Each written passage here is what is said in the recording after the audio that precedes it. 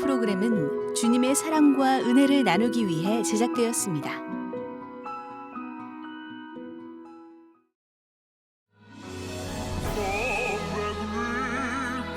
오페라마라는 새로운 장르를 만들어 클래식계의 이변을 일으키고 있는 바리톤 정경. 지난주 반창고에서는 아름다운 찬양과 함께 문자에서 클래식계의 스타로 성장하기까지의 진솔한 삶의 이야기를 들어봤습니다. 담임 선생님 듣고 계시죠?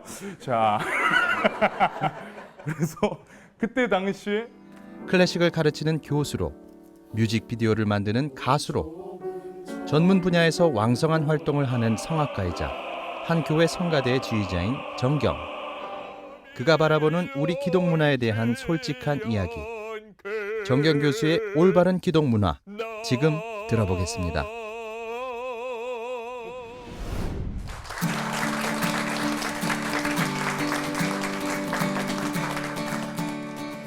안녕하세요.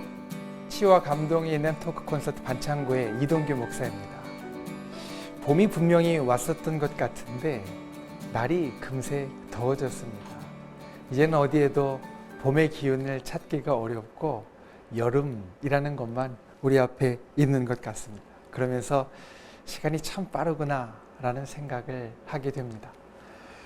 지난주 반창고에서는 아주 특별한 손님을 모셨습니다.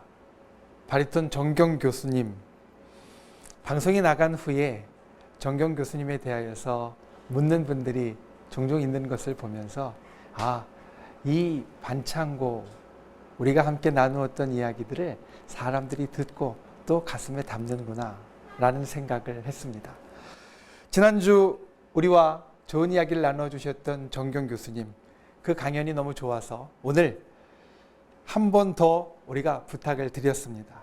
우리가 기다리는 정경 교수님을 모시겠습니다. 박수로 환영해 주시기 바랍니다.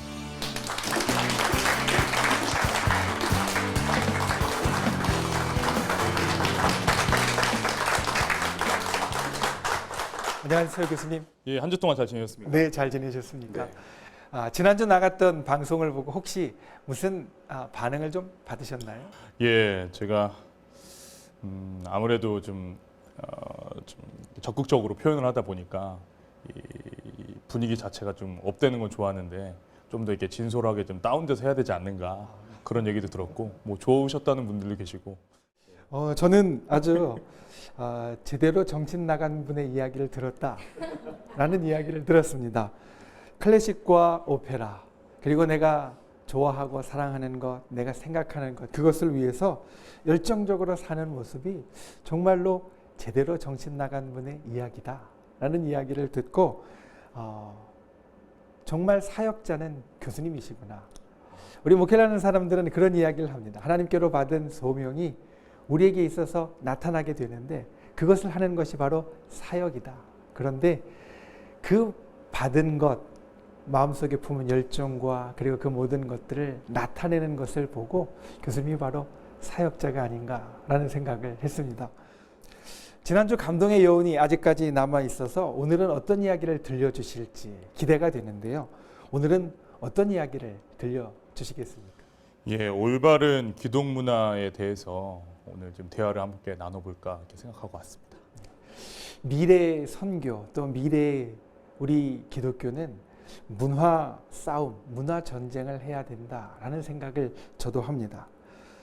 무대 활동을 하시는 성악가시고 그리고 플레이어신데 이례적으로 이론인 예술 경영학 박사를 취득하시고 문화예술 전문가이시자 대학의 교수로서 또 재직하는 교회에서는 지휘자로서 예배 음악을 책임지고 있는 사람으로서 기독교 문화에 대해서 많이 고민하셨을 줄로 압니다. 그에 대해서 좋은 이야기를 오늘 우리들에게 나누어 주신다고 하니 박수로 청해서 들어보겠습니다.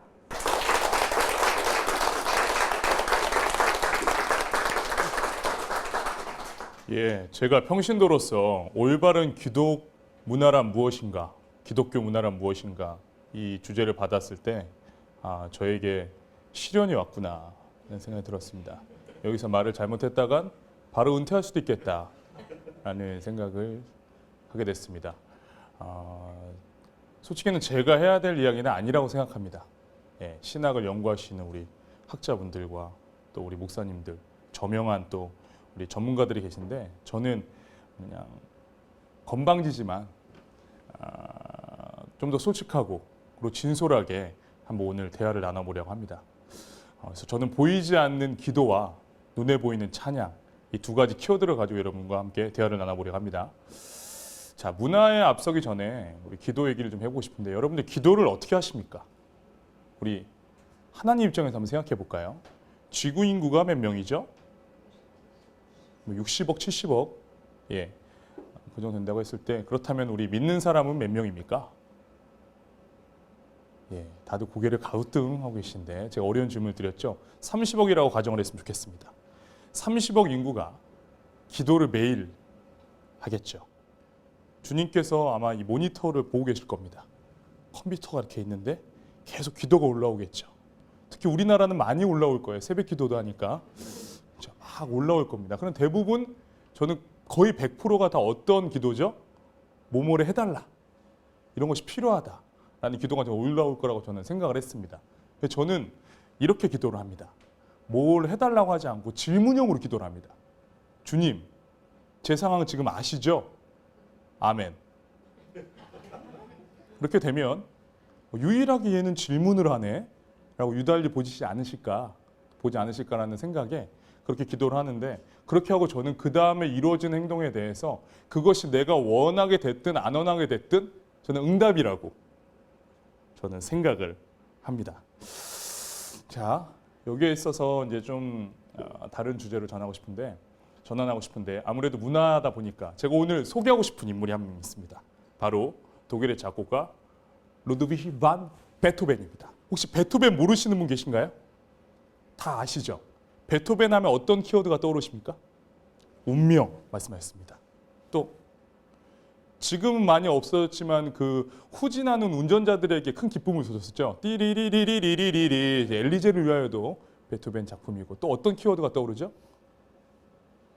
국민학교 교과서에 많이 나왔을 텐데 그렇죠. 뭐 운명도 있었고 뭐 교향곡의 황제, 천재 이런 화려한 키워드들이 많이 있습니다. 저는 오늘 세 가지 키워드를 여러분께 소개하고 싶습니다.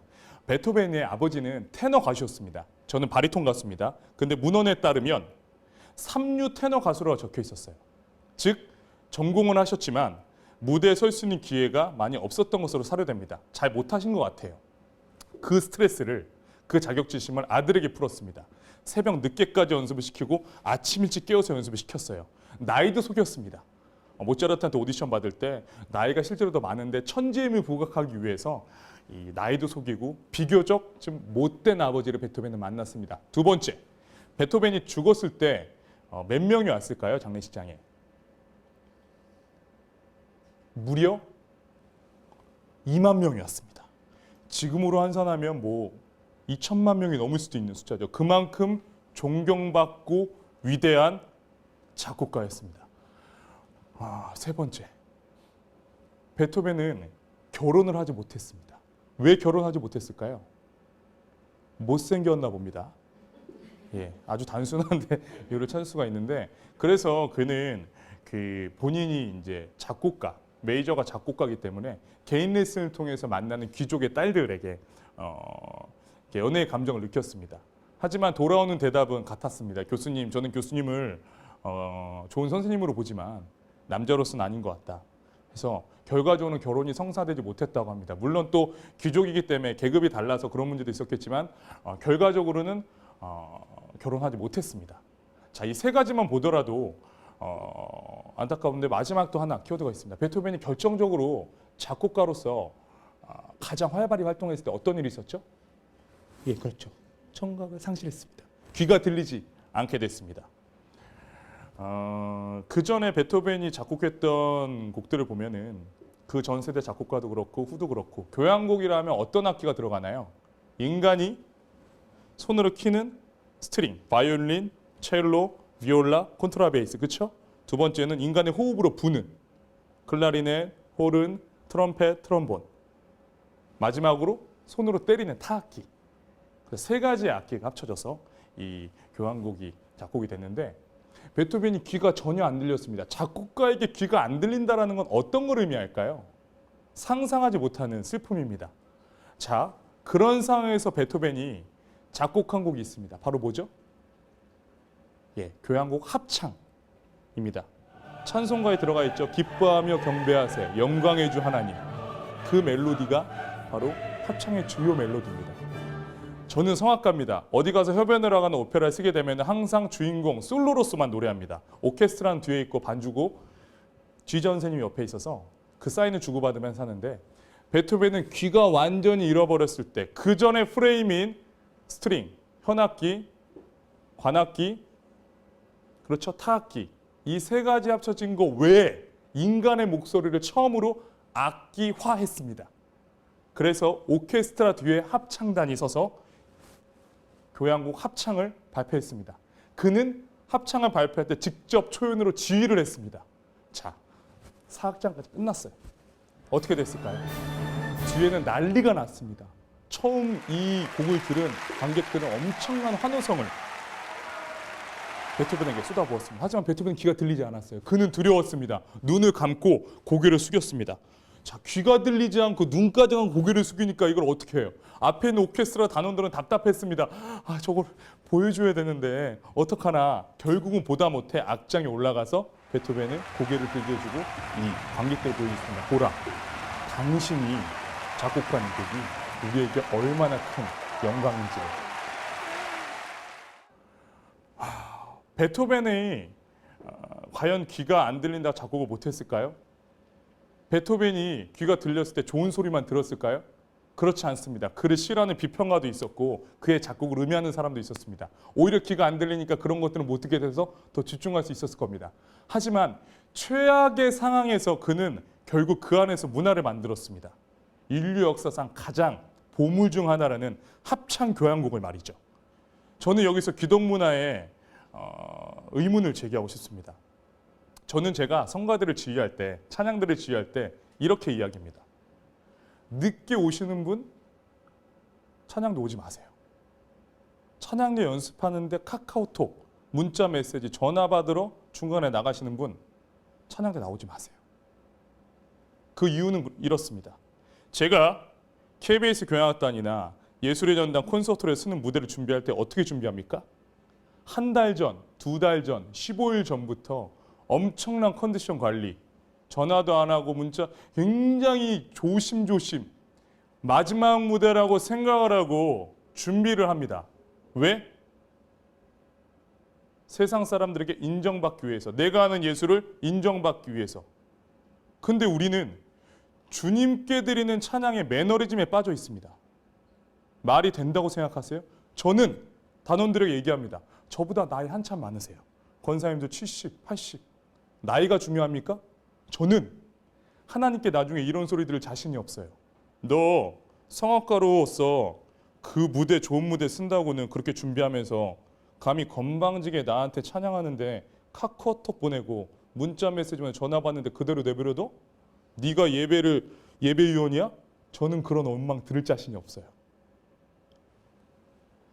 올바른 기독 문화, 이 포괄적인 이 방대한 범위를 제가 감히 말할 자격은 없습니다. 하지만 우리가 기도하고 찬양하는 사람으로서, 저 또한 기도하고 찬양하는 사람으로서, 조금 더 연구하는 사람으로서 감히 말씀을 드리자면, 저는 세상에 준비하는 것보다 더 엄격하고 철저하게 준비하고 발표해야 된다고 생각합니다. 우리는 믿는 사람이니까 봐줘, 은혜로 하자. 예전의 교회는 굉장히 세련됐습니다. 결국 우리 기독교, 개신교가 나온 것이 무엇입니까? 죄를 지어서 아무리 죄를 지어도 면죄부만 사면은 천국에 갈 수 있다. 이것이 틀렸다라고 이야기를 하고 우리가 새롭게, 그리고 보다 혁신적이게 주님을 올바르게 믿는 것이 저는 기독교라고 생각합니다. 거기서 파생되는 문화가 설렁설렁 넘어가서는 안 된다라고 생각합니다. 대한민국, 우리나라 주님이 충분히 축복해 주셨습니다. 눈에 보이는 어느 곳에 다 교회가 있습니다. 하지만 우리가 지금 세상에 떳떳합니까? 교회가 세상을 걱정해야 하는데 세상이 교회를 걱정하고 있습니다. 이것은 바로 문화에서 오는, 우리가 문화로서 극복해야 되는 과제라고 생각합니다. 저는 세상보다 더 철저하고 짜임새 있고 완벽하고 실력 있고 결과적으로는 매력 있는 문화를 만들어서 나가야 한다고 생각을 합니다. 제가 이 정원교회에서 임마누엘 찬양대 지휘자로 있는데 제가 이렇게 과격하게 다소 좀 격하게 이렇게 말씀을 드리면 처음에는 굉장히 놀라셨다고 말씀을 하십니다. 그렇다면 과연 그렇게 엄격하게 잣대를 들이대고 실력은 어떻게 해야 되는 것인가? 이것은 조금 저는 다른 문제라고 생각을 합니다. 모든 것은 자세거든요. 저희 성가대 찬양대는 연세가 꽤 높으십니다. 권사님들이 여성 권사님들이 훨씬 더 많으시고 집사님들도 계시고 남성분들 아주 극소수가 계신데 70명 가까운 이분들이 솔직히는 일주일에 단 한 번 오셔서 1시간 반 정도 연습을 하고 이제 무대에 올라갑니다. 예배 이 찬양대 자리로 올라가는데 이렇게 제가 지금 과격하게 얘기를 하고 강하게 얘기를 해서 무대 올라갔을 때 처음에 좀 뻣뻣하셨어요. 하지만 저는 이 찬양 실력에 대해서는 또 다른 얘기라고 생각을 합니다. 그 자세가 올바랐을 때 만약에 세상에서 세상 무대에서는 실력이 안 되면 어떻게 될까요? 바로 아웃이 됩니다. 하지만 제가 생각하는 이 기독 문화, 특히 이 성가대에서 지휘자로서의 저의 생각은 그런 세상보다 더 엄격한 자세를 갖추고 그에 나오는 찬양은 주님께서 판단하실 일이라고 생각을 합니다. 오해를 하시는 분들이 가끔 계세요. 우리는 전문가들이 아닌데 이렇게 잡아서 뭐하냐. 전문가보다 더 전문가 같은 자세는 필요하지만 전문가보다는 한참 모자라는 소리를 내도 저는 전혀 문제가 되지 않는다고 생각합니다. 그것은 결국 우리에게 평가받는 것이 아니라 함께 드리는 것이기 때문입니다. 여러분들은 과연 여러분들의 일상에서 어떻게 적용시킬 수 있겠습니까? 예배위원이 아니고 평신도라 할지라도 저는 충분히 적용시킬 수 있는 부분이 있다고 생각합니다. 예를 들어 예배 올 때 어떤 옷을 입고 나오시나요? 만약 여러분이 대통령이나 혹은 더 이 중요한 분을 만난다고 했을 때 주님과 만날 때보다 더 신경 쓰지 않으십니까? 잘못된 거라고 생각합니다. 가장 좋은 곳을 내어줄 수 있는 그 자세, 이것이 올바른 기독 문화가 아닐까요? 저는 그렇게 생각합니다. 지난주에 제가 오페라마에 대해서 설명을 하면서 저에 대한 이야기를 나눴습니다. 우리나라 가수들이 전 세계 성악가로서 엄청난 활약을 하고 있습니다. 제가 좀 충격적인 소식을 한번 들었어요. 백인들이 우리가 이제 노래를 할 때 이런 생각을 한다고 합니다. 너 노래 참 잘한다. 그래 1등 줄게. 이렇게 무대 좀 쓸래? 이 그랜드한 이런 무대에 소모품으로 사용한다라는 이야기를 들었습니다. 이 배역을 많이 맡으면 목이 상해서 금방 소모가 되는데 1등을 주고 우리 가수 자국의 가수는 아끼고 근데 우리는 그걸 기회라고 생각하기 때문에 갔다가 목이 상하는 경우를 들었다고 하고 두 번째는 너희들이 아무리 그 역을 잠깐은 잘할 수 있지만 그 문화를 모르기 때문에 흉내내는 것뿐이야. 그냥 원숭이로 보여 라는 얘기를 또 들은 적이 있습니다. 제가 참 그 얘기를 듣고 눈물을 흘린 적이 기억이 나는데요. 그렇다면 우리가 슬퍼해야만 하는 일입니까? 저는 그래서 저는 오페라마를 통해서도 올바른 기독 문화에 접근하려고 노력을 합니다. 제가 최근에 오페라마로 올린 작품은 오페라마 코피노입니다. 여러분 혹시 코피노를 알고 계시나요? 필리핀에 있는 한국인 아버지를 둔 아이들입니다. 무려 3만 명에서 5만 명 가까이 지금 있다고 합니다. 한국 남성들이 여행을 가서 그쪽에 필리핀에 있는 여성들과 성관계를 맺고 그 다음에 태어난 아이들. 거기는 천주국가이기 때문에 피임을 하지 않는다고 그래요. 저는 실제로 필리핀 세부에 갔을 때 그 장면을 목격하고 부끄러웠습니다.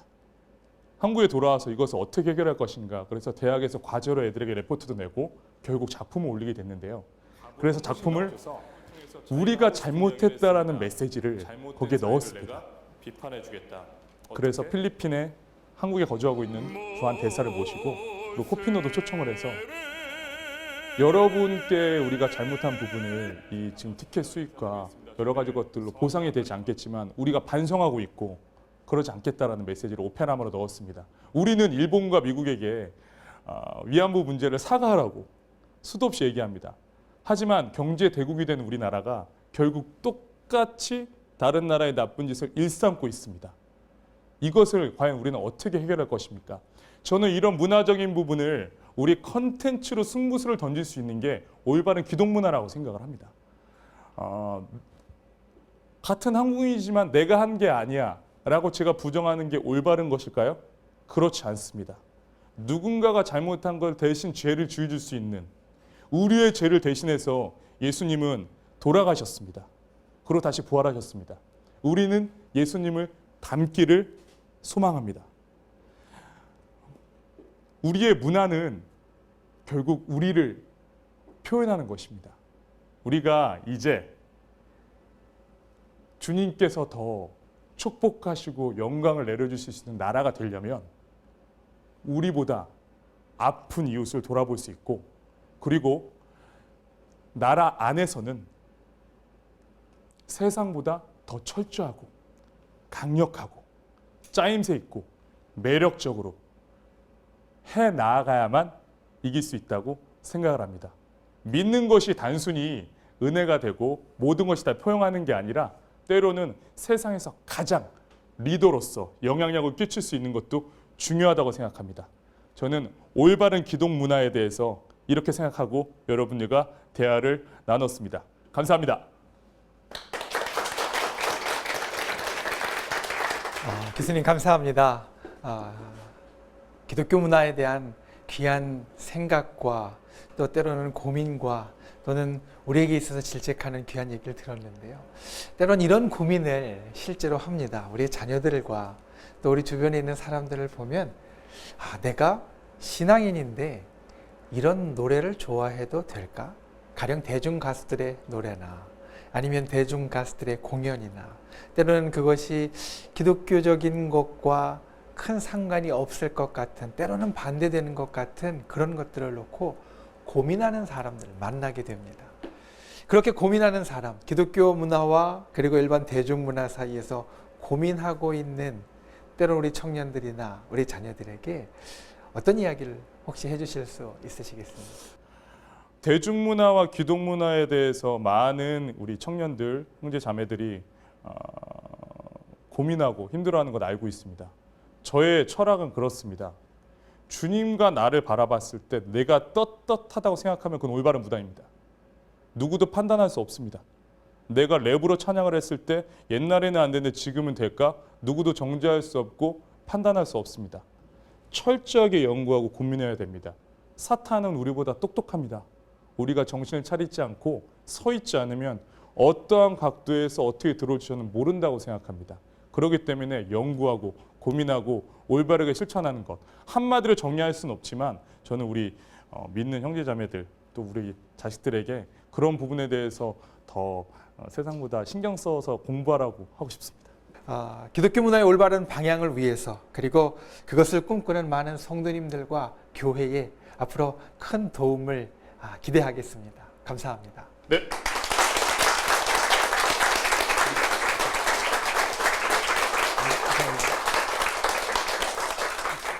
제가 때로 강단에서 학생들을 가르칠 때 이 문화 또는 문명에 대해서 그 본래 말의 뜻이 어디였던가를 언급하곤 합니다. 문화, 문명이라는 말은 본래 그 어원적으로 보면 도시라는 곳에서 나왔습니다. 도시라는 말은 사람들이 모여 사는 곳이고 사람들 간의 여러 관계가 발전되는 곳입니다. 그러니 문화라는 것은 본래 기초적으로 사람들 사이의 일이라고 말할 수 있을 겁니다. 그런데 기독교 문화라고 한다면 기독교, 나와 하나님, 나와 예수님, 나의 신앙, 그것 안에서 우리가 살아가는 이 모습을 이해하려고 하는 노력을 말하는데, 신앙 안에서 우리가 인간이 살아가는 인간관계 가운데서 일어나는 일들을 이해하는 것은 쉽지 않은 일이지만 우리에게 주어진 숙제입니다. 그 숙제를 열심히 풀어가고 계시는 정경 교수님의 이야기, 특별히 우리가 보다 더 철저하게 기독교적이 될 때 그것이 올바른 기독교 문화를 위한 시작이다 이 말을 오늘 기억하고 싶습니다. 세상과 신앙 사이에서 고민하고 아파하십니까? 보다 철저하게 기독교적이 되면 우리가 그것을 넘어설 수 있습니다. 치유와 감동이 있는 토크 콘서트 반창고, 다음 시간에는 더욱더 귀한 우리 주변의 사랑 이야기로 여러분을 찾아뵙겠습니다. 안녕히 계십시오.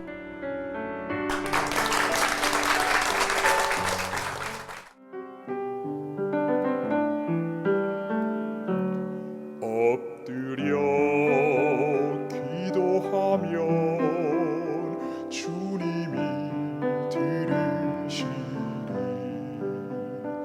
모든 것 협력하여 선하게 이루어지리라.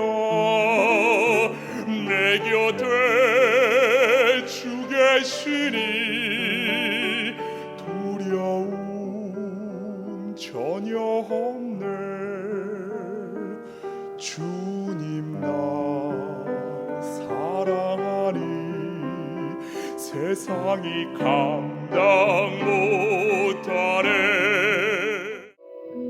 이 방송을 보시고 영상 선교에 참여하실 분은 ARS 060-800-1111번을 눌러주세요.